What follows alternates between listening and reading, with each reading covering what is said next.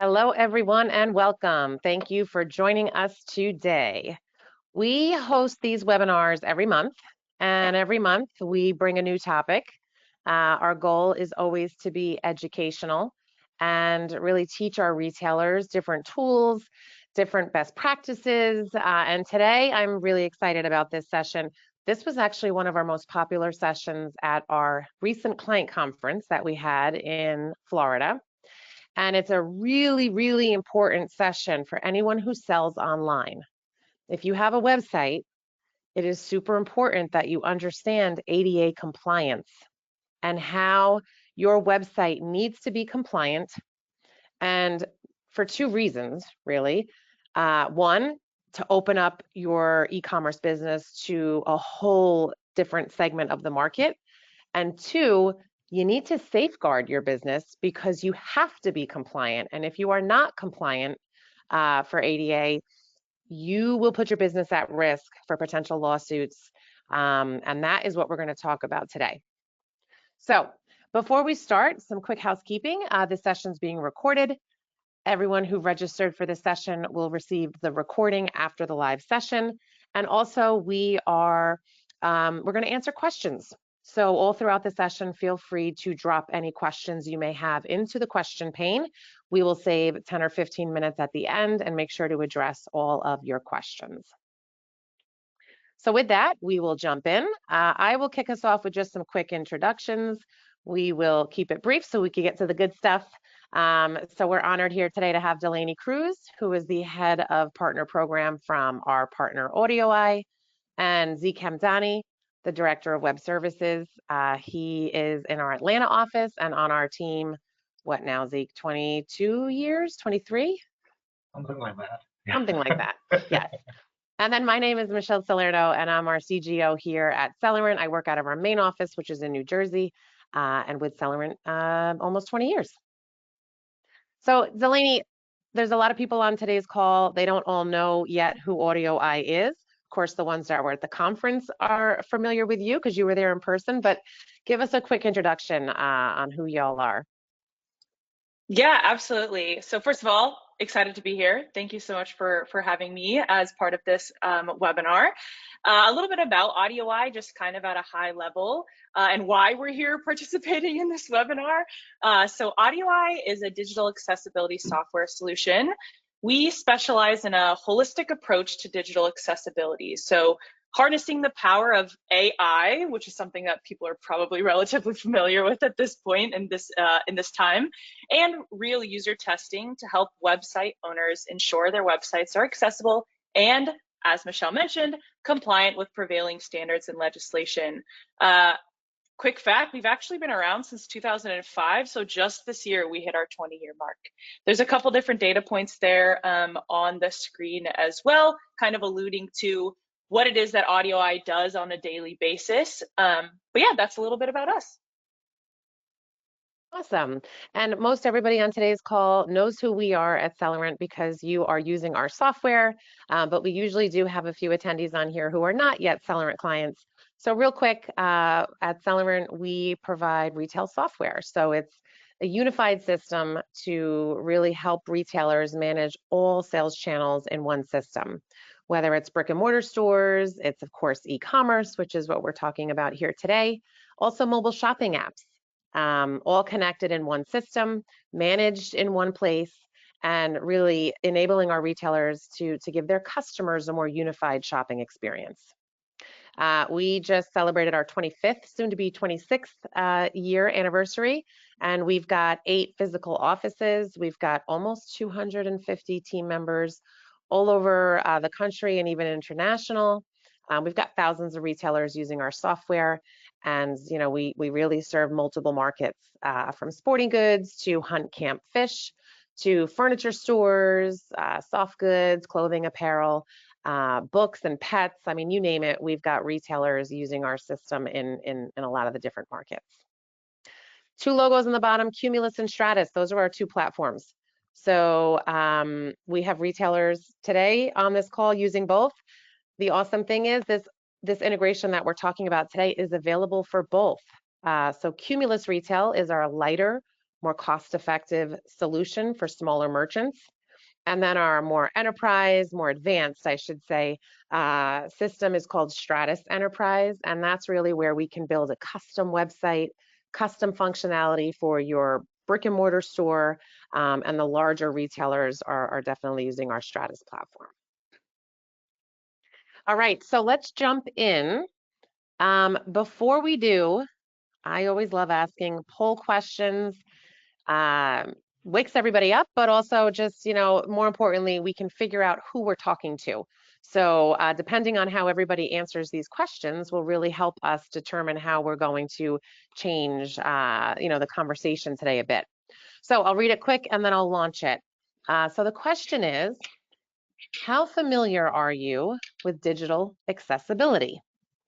The answers are, I know a lot and even consider myself, consider myself an expert.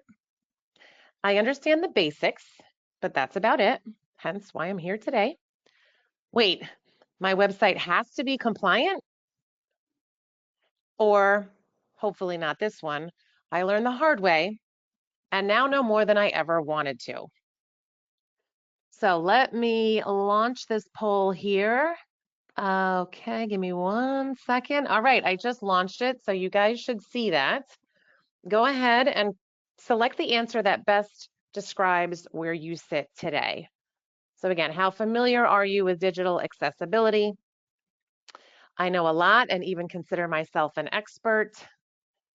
I understand the basics, but that's it. Really here to learn. Wait, my website has to be compliant, meaning you really aren't familiar much at all. And that's okay. That's why you're here today too. Or I learned the hard way and now know more than ever, meaning you were probably hit with a lawsuit. All right, so 50% have voted. So I encourage everybody to go ahead and select the answer that best applies. Very interesting here, 75% have voted, and it is a landslide. All right, we probably have, there's a few more people that haven't voted. Go ahead and select it. Let's see if we can get a little bit more of a variance here.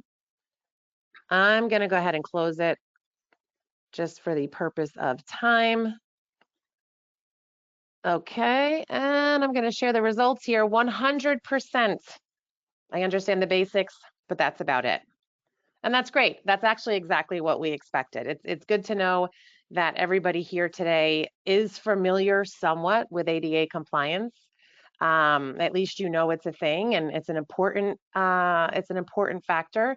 And luckily, nobody on today's call learned the hard way. So that's good. We're here today. I feel like we got the best results, right, Michelle? I mean, this is the best scenario for Absolutely. this session. Yeah, that's good. Yeah, because hopefully by being here today and learning more and implementing this, no one here will have to learn the hard way. That ultimately is our goal. Okay, so let me hide that and we will jump in now knowing that everybody is here to learn. Excellent. All right, so with that, again, as Michelle mentioned, that's super helpful for us to kind of get a better understanding of where everyone is coming from when it comes to a background in digital accessibility. So for the sakes of this presentation, my main goal from the beginning is to help ensure that we kind of all start out on a similar foundation when it comes to understanding of what digital accessibility is, who it impacts, why it matters to your business, etc. So quickly, what is web accessibility? Let's try to define that. Web accessibility is the measure of how effectively all people, including those with disabilities, can access and use the properties of your website. One way that we like to kind of explain this is when you think about accessibility when it comes to physical space, like ramps and rails as an option, as an alternative to stairs, we liken digital accessibility to the ramps and rails of the digital world. Who does digital accessibility impact? A couple quick data points here. 26% of adults in the US identify as having disability. So that's just over a quarter of the population that could benefit from accessible experiences directly. $13 trillion and annual income is controlled by people with disabilities, families, and friends. So when we're thinking about the overall ROI, increased exposure to the business, increased reach when it comes to additional customers, and resulting revenue impact, that's a lot of money out there on the line. 72%. That's the increase in e-commerce lawsuits that we're seeing in 2024, which makes this session and learning what you can about helping ensure you're providing accessible digital experiences that much more important. So while we talk a lot about how there are certain portions of the population that are directly positively impacted by accessible solutions, digital accessibility is actually useful for everyone. There's a common misconception that accessibility only benefits individuals with, say, permanent disabilities, such as someone who is blind or someone who has one arm or an individual who is deaf. However, developing with accessibility best practices in mind actually stands to positively benefit everyone. For example, an individual with one arm would benefit from an accessible experience, but those same best practices would also directly benefit someone who maybe has an arm injury, which is more of a temporary disability versus a permanent disability, or even a new parent, which we refer to as a situational disability. Another example that I tend to like to use is captions, which are also being utilized in this webinar today. I don't know about anyone else on this call, but I personally use captions on all TV shows and movies that I watch, just in case there's maybe noise in the background or if the dialogue is quiet. I want to make sure I don't miss anything important. So and again, Delaney, I want to add, sorry to cut you off. Yeah. We do these webinars every month, like I said, and we've never used captions like this. And of course, being our accessibility webinar, we have it. And I want to now do this on every webinar because I think it's really helpful. Yeah, definitely beneficial. I mean, even if we're thinking about a similar reasoning for why I mentioned that I utilize captions, it helps ensure that maybe if there's something going on in the background, someone can still make sure that they're absorbing the content that we're hoping that they're absorbing, or that that's the goal that they're absorbing. But yeah, so on calls, like you have connection issues all the time. So, all the time. Yeah, absolutely. So again, just an example of something created to provide an accessible experience, but it really also benefits everyone. All right, so now we've talked about, we've defined digital accessibility. We've talked about who it impacts. We've addressed the fact that accessible experiences really stand to benefit everyone. So why does this matter for retailers? Why do retailers need web accessibility? We can kind of separate this into 4 pillars. Legal compliance, which does tend to be the one that most people think of in the current state when it comes to digital accessibility. So having a compliance plan for laws such as the ADA and EAA helps protect your business from legal action. We'll talk quite at length, actually, about the ADA and EAA later in this presentation. Customer satisfaction. Accessible content improves engagement, making it more user-friendly for people with and without disabilities. Again, really highlighting that accessible experiences are actually beneficial for everyone. Brand discoverability. Accessible websites are easier for search engines and voice experiences to index, boosting discoverability and SEO. We'll actually touch on this topic specifically in just a couple slides here, because understanding that one of the main goals, one of the main data points that individuals track when it comes to their online business is SEO. That's a huge benefit, added benefit of providing an accessible experience. So again, we'll talk about that in a little bit more in depth soon here. And then brand reputation.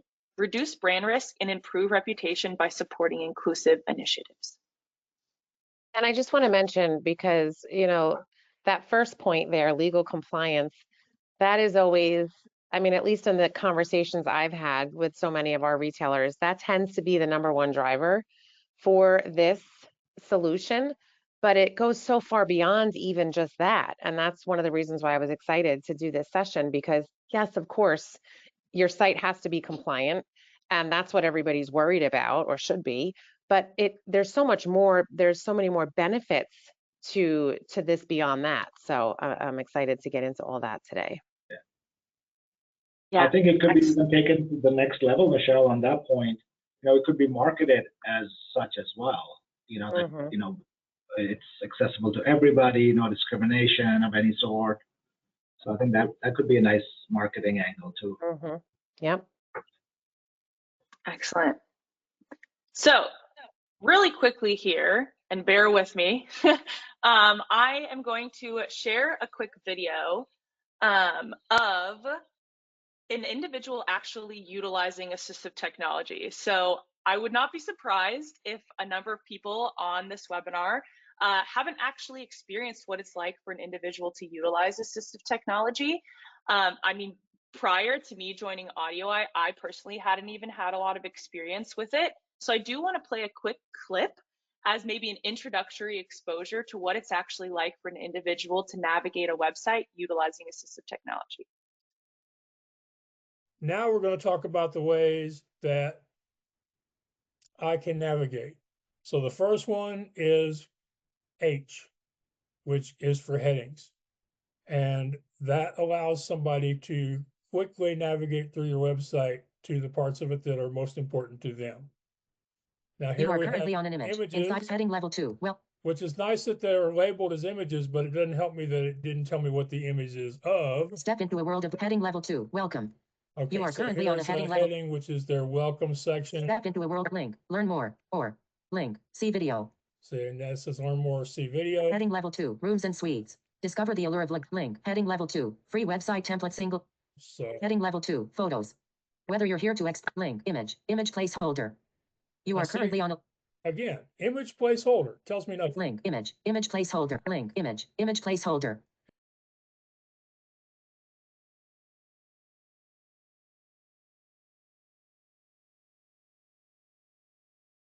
Excellent. So as we were probably quite quickly able to understand from that experience shared there in that video, there are a lot of considerations when it comes to helping ensure a digital experience is accessible. And we were really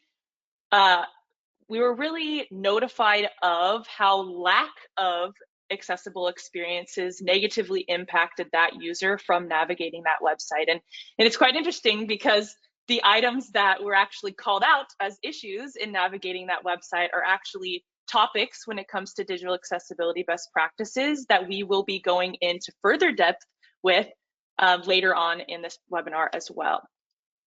So getting back into the swing of things, I believe we have another poll question. There we go. All right, good. First of all, I have to say I'm glad we got that video in there because we were trying to figure out how to get the audio to work on the webinar session, and it's really helpful to see that and hear that and understand the user's experience or lack thereof, depending on how everything is labeled and situated on the website. All right, so next poll question. So wake up, everybody. I'm kidding. What is your biggest concern when it comes to website accessibility? So I will launch this in just a second. First, I'll read the answers here. I'm not sure my site is compliant. Fear of legal action or demand letters. And like I said, based on how a lot of my conversations have gone, I can pretty well guess that's going to be the winner for a lot of our clients. Cost of implementing accessibility tools. I'm just unsure where to start. Or maybe you just don't even have any concerns yet, or don't even know, what to be concerned about. So go ahead. I just launched the poll question here. What is your biggest concern when it comes to website accessibility? So that is being distributed to all of our live attendees. So go ahead and select which applies to you. I'm not sure my site is even compliant. Fear of legal action or demand letters. Cost of implementing these types of accessibility tools. I'm just not sure where to even start, or you don't have any concerns. And by the way, we can help today and even after today with all of these, depending on where you sit. So go ahead, we're at 50%. So half of our live attendees have selected an answer. Go ahead and just select what is most applicable. And then I will close out the poll here. It looks like another landslide. And this one I predicted. Okay, I'm going to go ahead and close it and share the results for those of you who haven't already guessed it. So biggest concern, fear of legal action. So Zeleny, what can you say about that? What is your experience here with, you have, I mean, Zeke and I, we talk to our retailers, our clients all the time. This does tend to be the biggest concern in our conversations, but what can you say from your side on that? Yeah, so, well, hopefully in the next number of slides, we'll be able to kind of provide more contextual information when it comes to what you can expect from a legal perspective. And then we'll also end up diving into what solutions have been put in place to really help you ensure that your websites are accessible and that you have decreased your risk of facing some sort of situation like this. Awesome. Before we get to the legal component, because obviously we do know that that is the main concern of all of those individuals on this webinar today, and to Michelle's point, it does tend to be a leading reason why people end up looking into digital accessibility and investing in accessible experiences. But I know I mentioned a little bit earlier, there is an added benefit, another added benefit to ensuring accessible experiences, right? Which is improvements to search engine optimization. Obviously, one of the leading data points tracked by website owners is search engine optimization. It's how potential clients find your e-commerce store. And actually, by following accessibility best practices, you benefit from improved SEO. I have a couple examples here, and we will be touching on some of these when we go through some actual best practices when it comes to digital accessibility in general later in this presentation. But a couple of the reasons why digital accessibility best practices actually help improve search engine optimization are through things like alt text, which might be a word or phrase, if you will, that many people on this call are familiar with when it comes to digital accessibility. So including descriptive alt text for images on website, it provides an opportunity to work in more keywords. It also helps search engines better understand content. It creates a more accessible, user-friendly online experience, thus positively contributing to SEO. A couple other examples are navigation and layout, functionality and aesthetics. Making sure that things are really clear and easy to understand not only helps benefit the accessibility of a website, but also makes it easier for you to have improvements to search engine optimization and for your site to be properly indexed. Yeah, just to add to that, Delaney, I mean, that's an excellent point. That's the hidden benefit. And, it's very much normalized now, as in, Google, whenever you're looking at pretty much any SEO tools on Google, there's a section for accessibility. And like you were explaining, this all plays, together. And from the video, the placeholder banner, that's not an alt text. It's going to be a real alt text. But yes, I mean, that's now part of the equation, because SEO back in the day used to be, where search engines just find the keywords and things like that. Now it's tons more sophisticated, and it's very much focused on usability. And accessibility is major part of usability. So that's why they're giving it a lot of weightage. So yeah, I love that.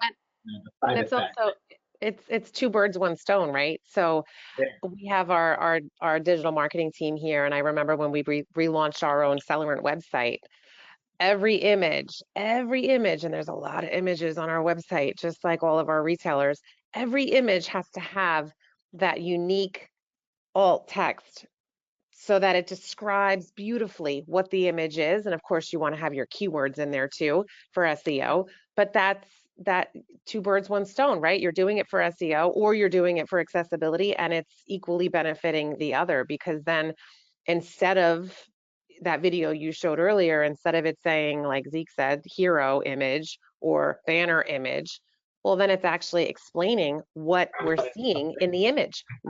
Woman standing at register using the point of sale, Yeah, the main just put in so many words there that's so useful. Point of sale, all that. So that's great. And so, and to everyone's point, right? The whole goal is to make sure that everything important to the experience of the website is being communicated, right? And so the same thing goes for when we're talking about making sure a site is accessible and no part of the experience is blocked from any individual. But that's exactly why it also works when it comes to best practices for digital, for search engine optimization, because when it's trying to run through the website and best understand what the content is that's being presented on the website and what is important for it to take into account, it's going to be experiencing it in a very similar way. Awesome. All right, so now we're going to jump into the legal component. We'll be talking mostly about the ADA and the EAA. So the ADA being based in the US, so that's the Americans with Disabilities Act. And then we will also touch on the EAA, which is actually a very recent European digital accessibility legislation, the European Accessibility Act. And that actually, and we'll talk about this in a few slides here, that actually just launched at the very end of June. So this is a very new piece of legislation to be rolled out in Europe. And we'll talk a little bit about how it may or may not actually impact your business. Department of Justice guidance. So when we're talking about the Americans with Disabilities Act, back in March of 2022, the Justice Department published guidance on web accessibility, reaffirming that web accessibility is a requirement for businesses open to the public. WCAG is standard for technical guidance. WCAG is the Web Content Accessibility Guidelines. We'll be reviewing that a little bit in a couple slides here, and that web accessibility is a priority for the Department of Justice. So what is required or what is outlined in the Americans with Disabilities Act? So when we're specifically talking about Title III, Title III is what states that any place of public accommodation must be accessible to people with disabilities, and courts have determined that applies to websites, which is what directly impacts you all as retailers who may or may not have e-commerce websites. Settlement costs for lawsuits under Title III of the ADA are typically $10,000 plus, even northwards of $20,000, depending on the situation. Legal fees can be multiples of the settlement costs, so it's not just settlement costs that we're thinking about here. And the DOJ can seek damages in these cases. A couple other pieces of legislation under the Americans with Disabilities Act that I wanted to highlight that don't necessarily impact you all on this webinar directly. However, they do really speak to the additional measures being put in place by the government to help ensure digital experiences are accessible to all. We see the Title II, which is specific to like city and local government and their entities. So things like, you know, even public schools are also included under this Title II of the ADA. It creates a very strict requirement for the level of compliance with digital accessibility that those entities have to adhere to. And then we also had Section 504 of the Rehabilitation Act that actually specifically targets healthcare.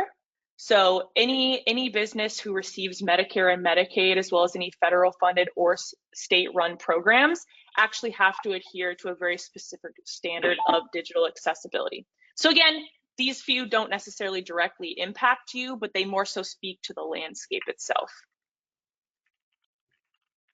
A little bit about digital accessibility lawsuits and trends. We are continuing to see them be on the rise. And there are certain areas across the US where we do tend to see the highest level of digital accessibility lawsuits, New York and California consistently lead the nation in digital accessibility specific lawsuits.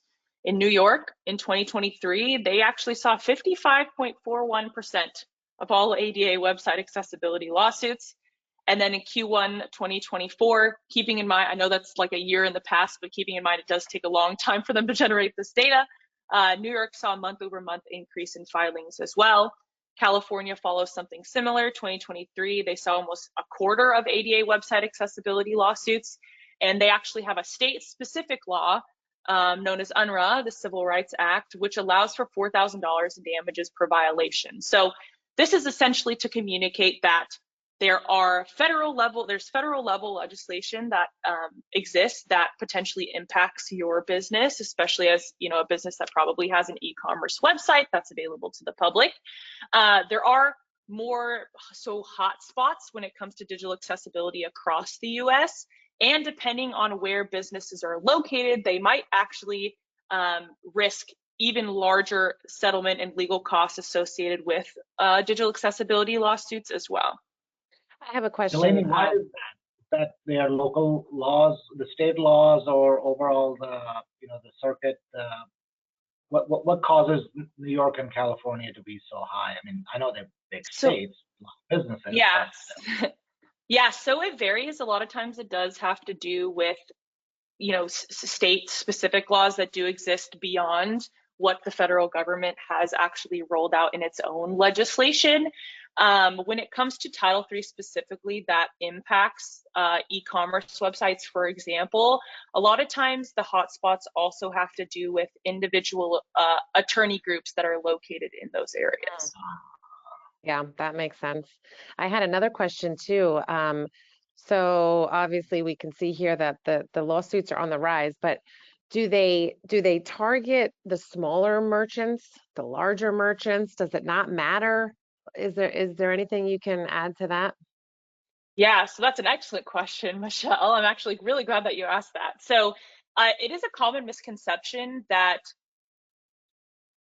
digital accessibility lawsuits are really only aimed at larger merchants or larger businesses. And that's exactly why I asked, because I've had conversations myself with quite a few of our, we've got Cumulus and Stratus, we've got small, very small merchants, and then we've got merchants with almost 300 stores and everything in between. Yeah. And I've had conversations with some of our smaller retailers, and their perception might be that, oh, this doesn't even apply to me because I'm such a small business, I'm such a small website. But I think that it really does apply to everyone, but I'll let you. Yeah, absolutely. And that's a great call out. So actually the majority of lawsuits that we did see or that were filed in the last year were actually against businesses that generate less than 25 million in revenue per year. So that just goes to show that it's really not only focused on, larger, more visible businesses, but really, truly anyone with a website of various business size is required to be compliant with digital accessibility legislation, and that they could be exposed to risk of lawsuits if they are not taking the necessary steps. And not to beat this, but I'm going to ask, so 25 mil, what if they're small, less than $1 million annually? So the same applies.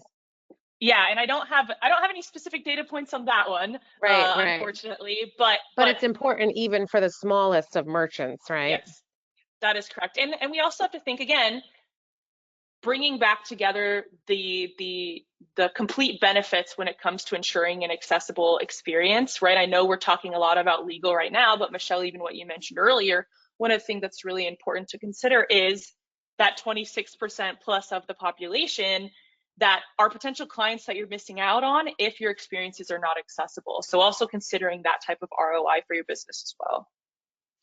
And what I have seen, guys, I've seen their sweet spot is basically a business that's a legit business. So it's not like tiny. It's it's like 1, 2, 3 stores, and it's not too big where they have a team of lawyers.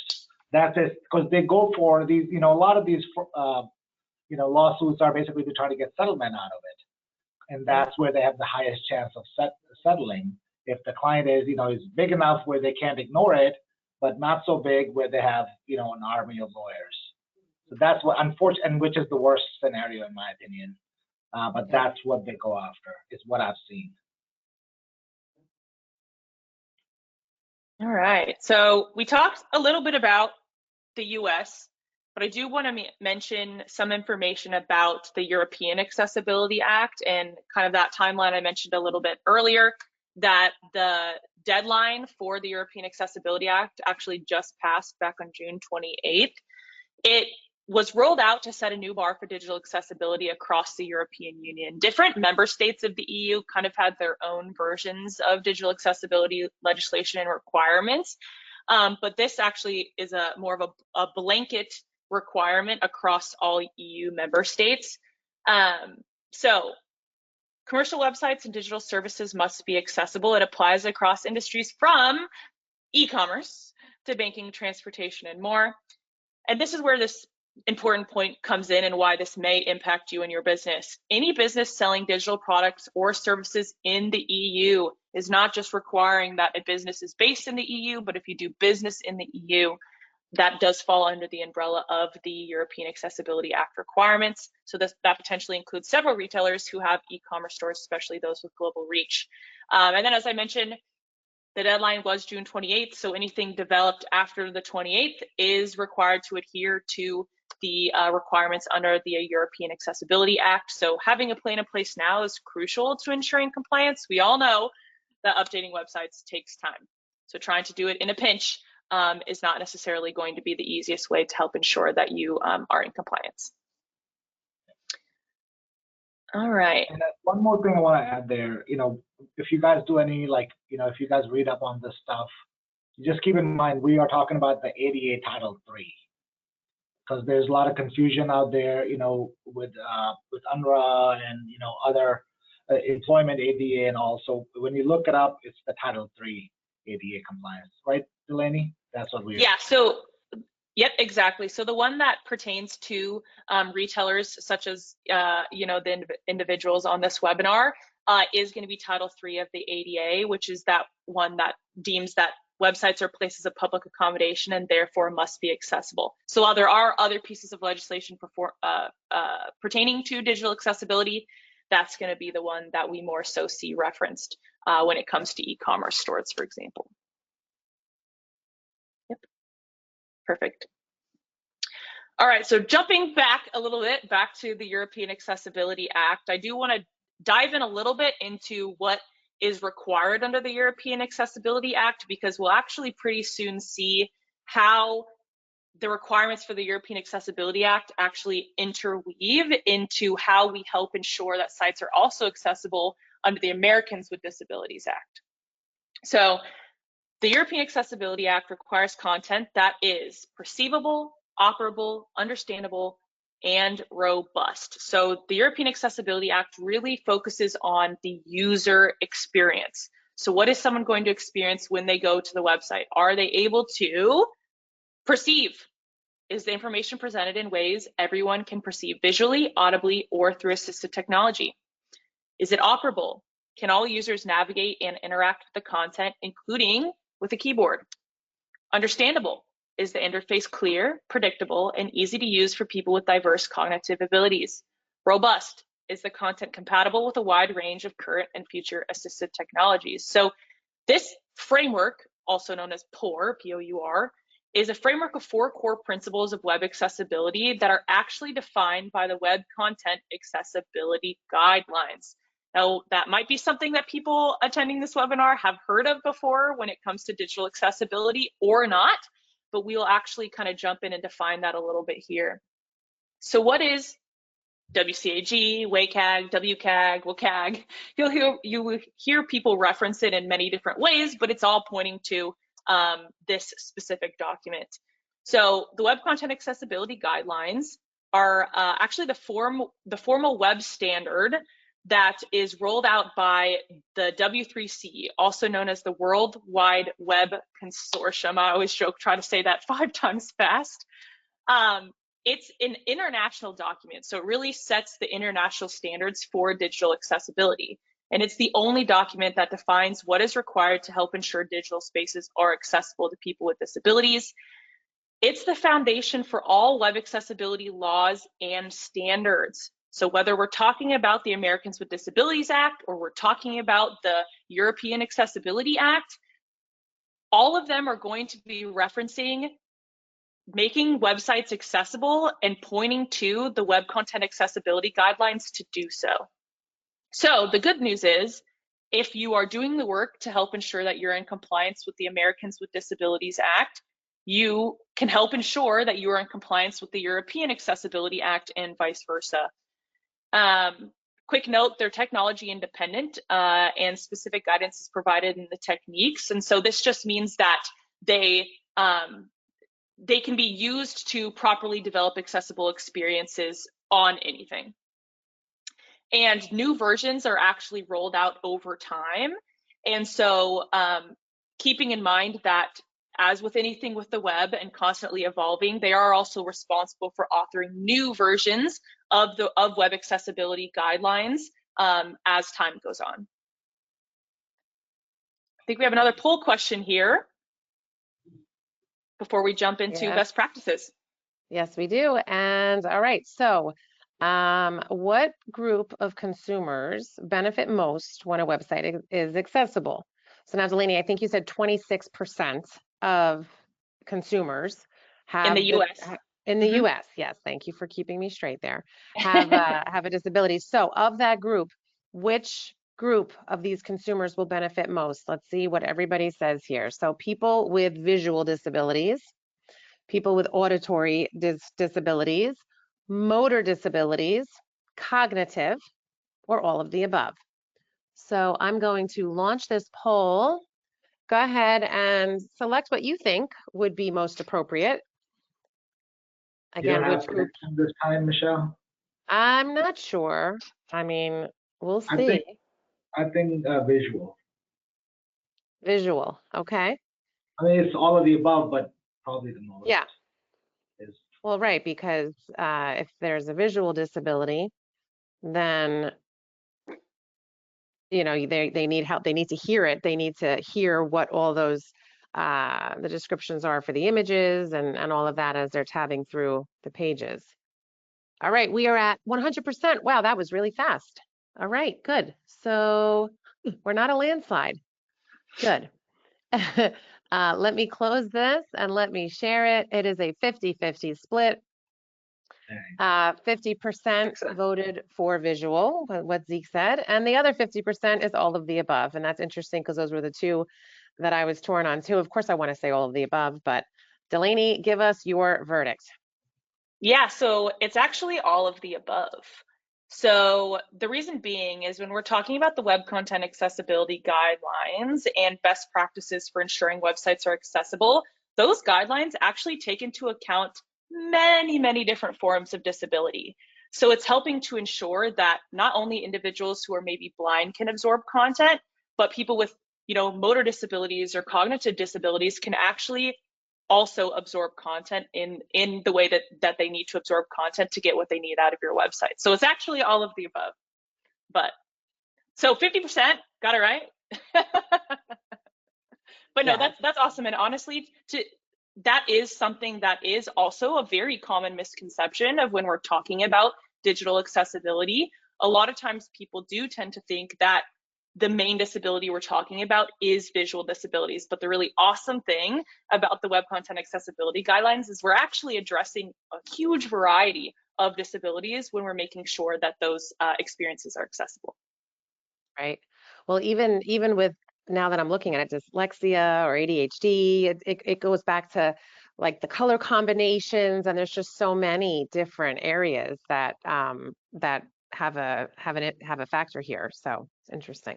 Yeah, absolutely. So now that we have, there we go. Sorry, it was a little bit delayed pushing the button. So now that we have talked a little bit about, you know, we've aligned on what is digital accessibility, we've aligned on who it impacts, why it's important for your business, legal implications, where things like best practices for developing accessible experiences actually come from, you know, with the web content accessibility guidelines. So now what I want to jump into really quickly are a couple examples of best practices that anyone today can actually start including in their processes when they're going to make adjustments to their websites or uploading content that really don't require utilization of any sort of solution. So the goal is that you can take a couple learnings back from this webinar and immediately start implementing those into kind of your process for making adjustments to your website. So the first one here Again, it's probably the one that most people are familiar with when it comes to digital accessibility best practices. It's also one that's commonly called out in things like lawsuits, so that's something to keep in mind as well. So add alt text for all important images. Alt text is a written description of an image that screen readers can read out loud or convert to Braille. Best practice, images should include descriptive alt text so people with visual or cognitive impairments can understand what's on the page. Quick data point, 73% is the percentage of web pages with missing alt text. So clearly this is quite a pervasive issue. So anything we can do to help ensure this is a part of our content generation process is going to be very important. And I'll add too, wow, 73% of websites missing that. That is also a huge negative ding against your SEO. Having this alt text is just so important for so many reasons. And a lot of the times, just based on, my experience is it's because we don't have time, right? It just takes time. It's not hard to do. You're just going to describe what the image is showing, and it just takes time because there's a lot of images. But the more descriptive you can be and just save it as the name, that's what it's all about. It just takes time. Yeah, and it's not just your lifestyle images, like it's not your hero banners, it's every image, your action images, anything basically. Which is why it takes a lot of time. That's why I mean. Exactly. But it's worth the time. It is worth the time for lots of reasons. Well, especially with an e-commerce store, right? If the main goal is to make sure that we're communicating things that you're selling, right? That's going to be super important that people are able to understand that. Let me ask you this, Lainey, you probably were going to touch on it, but what about the quality of the alt text? So for example, Yes. Slice of pizza on the plate, what if this is a pepperoni slice and the customer didn't mention pepperoni, but did say slice of pizza? What is acceptable? Of course, we want to have the full description for all the benefits, but what is acceptable? Is there such a thing?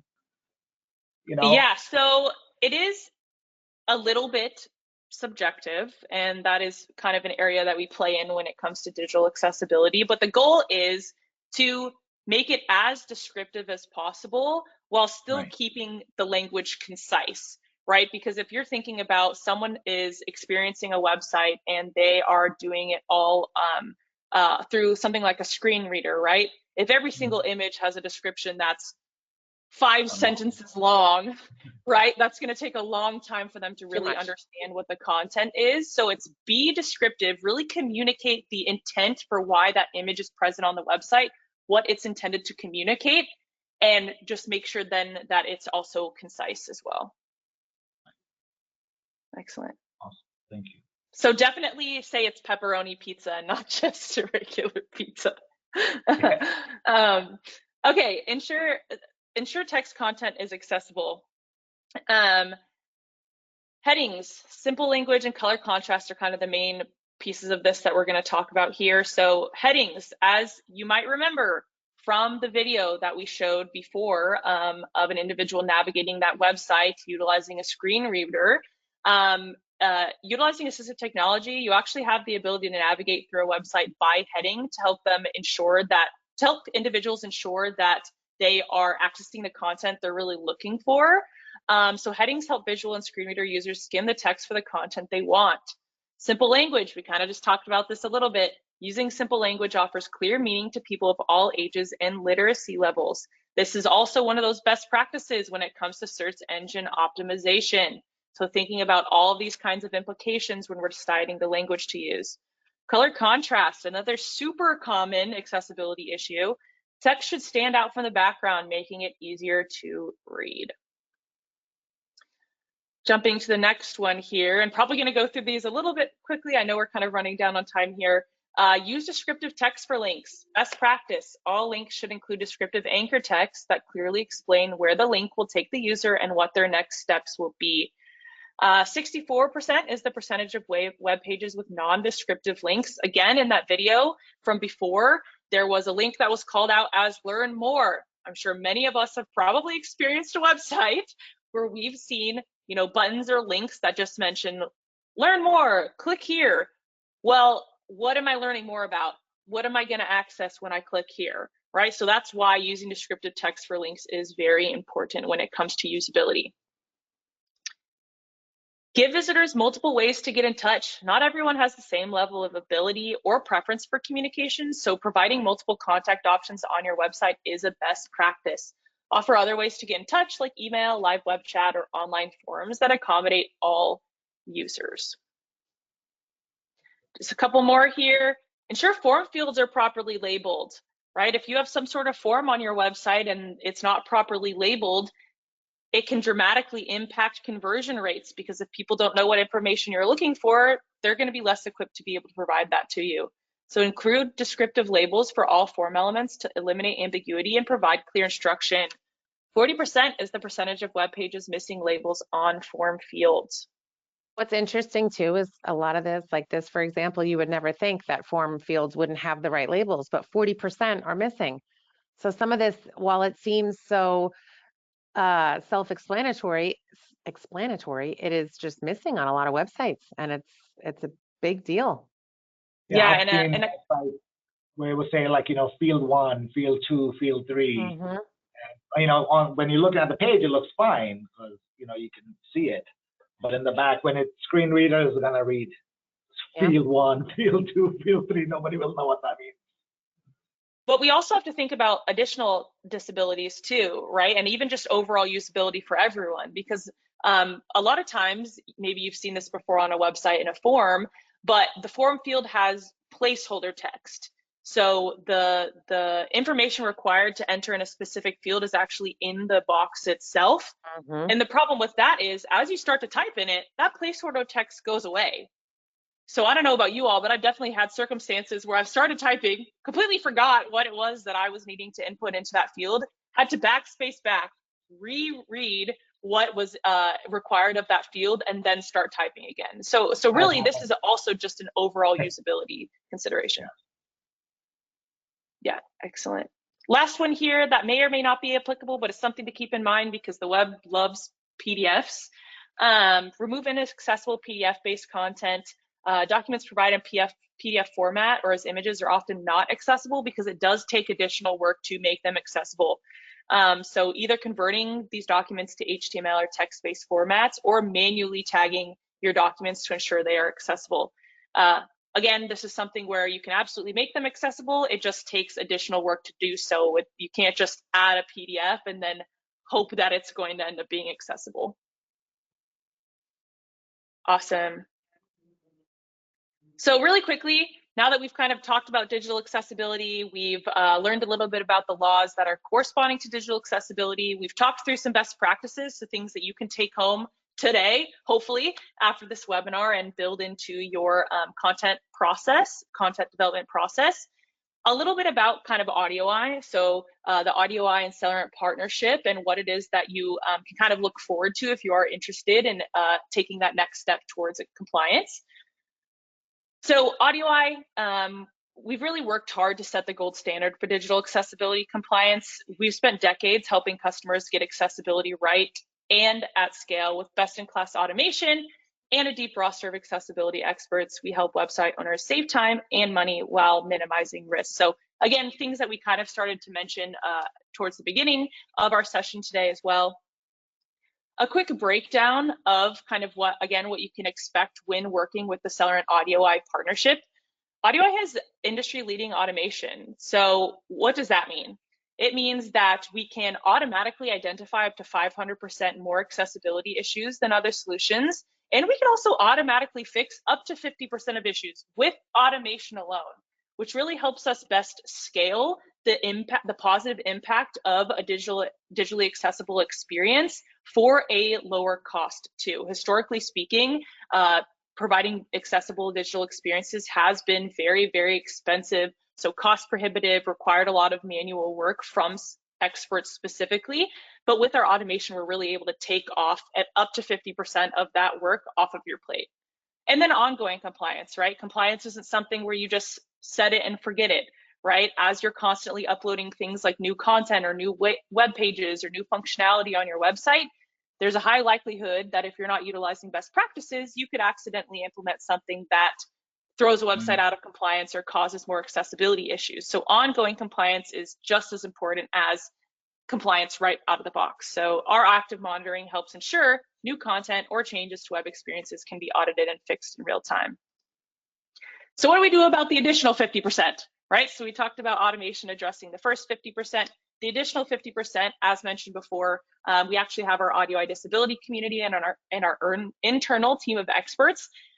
They can actually be harnessed to help address that remaining 50%. So we provide reports as a result of this additional auditing, this additional user testing completed by our experts in our AudioEye disability community. And we also have the ability to create custom solutions tailored to your websites that go beyond the capabilities of automation alone.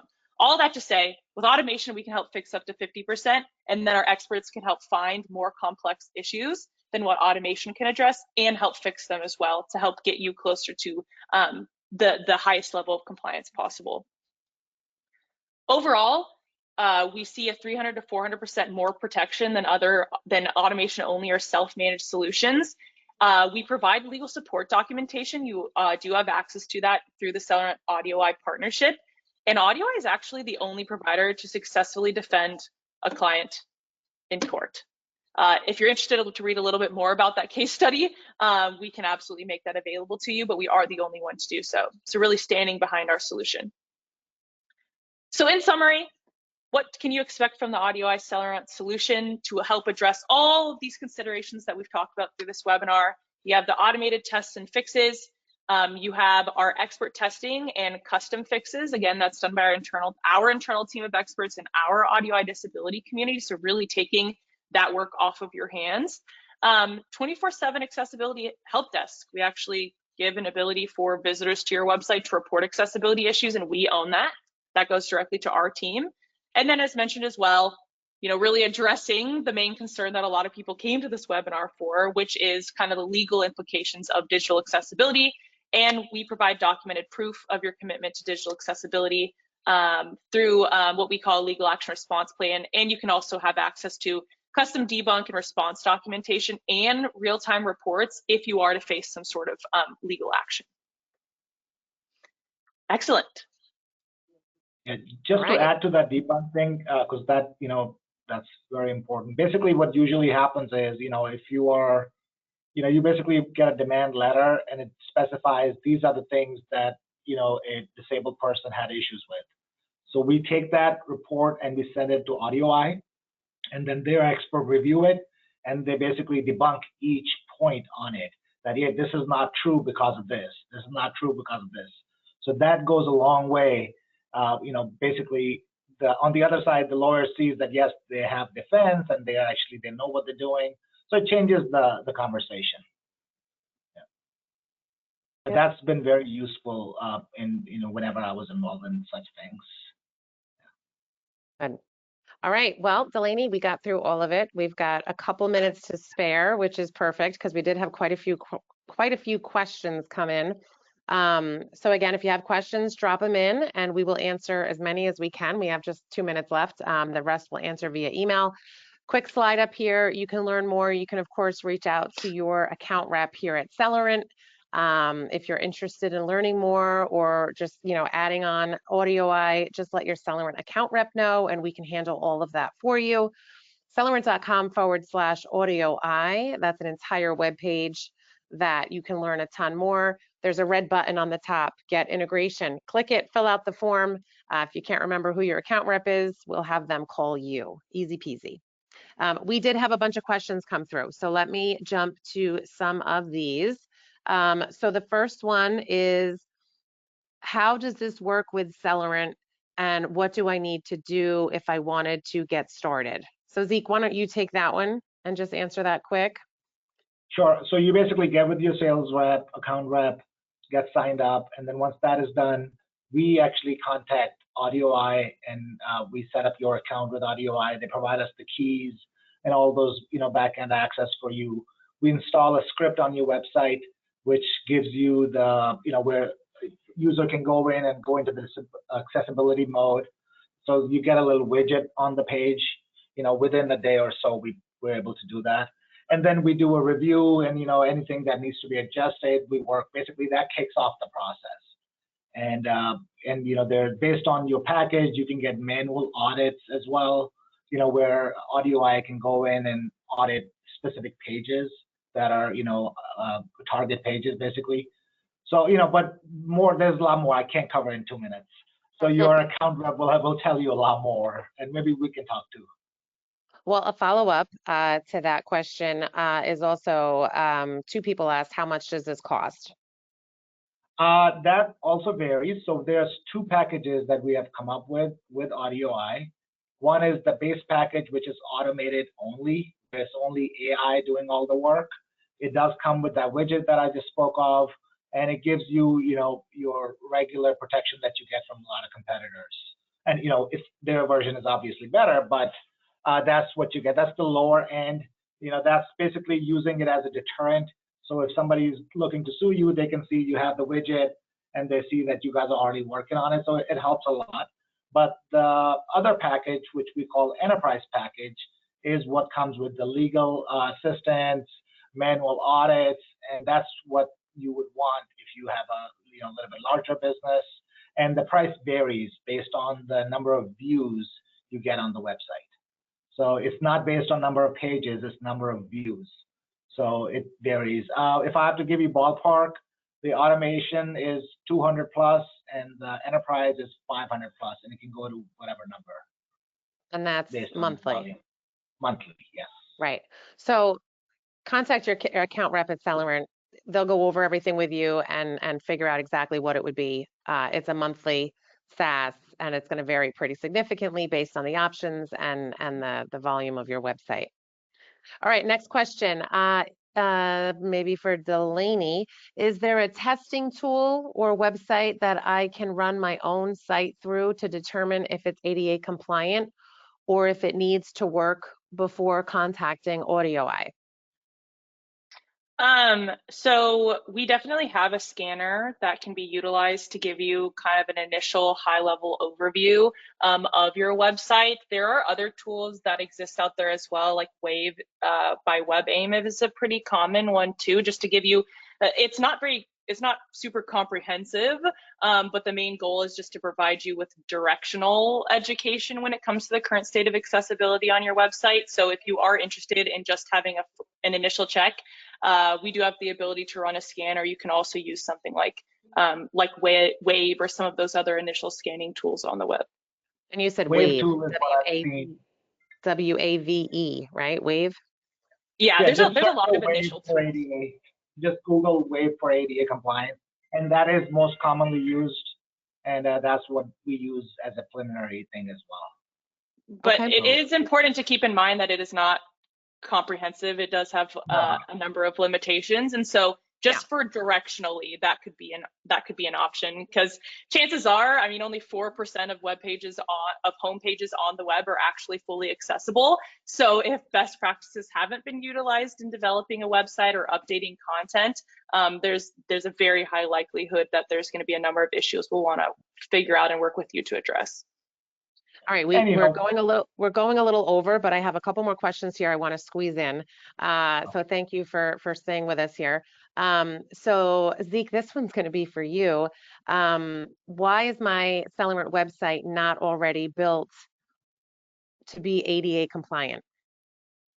So that's a complicated one. So the way you build the site, you build it using the guidelines for ADA compliance. And you can do all the things that the guideline says. And the day you go live, you may be very close to compliance, but we're not the authority. We don't know the law inside out. And then it's a moving target, because you could update one image and forget to put alt tag on that, or one banner. One of our clients actually got sued for one link. They had an article, and within the article there was a link, and that was to a government site. But the link didn't specify that you'll be leaving your site to go to a government site.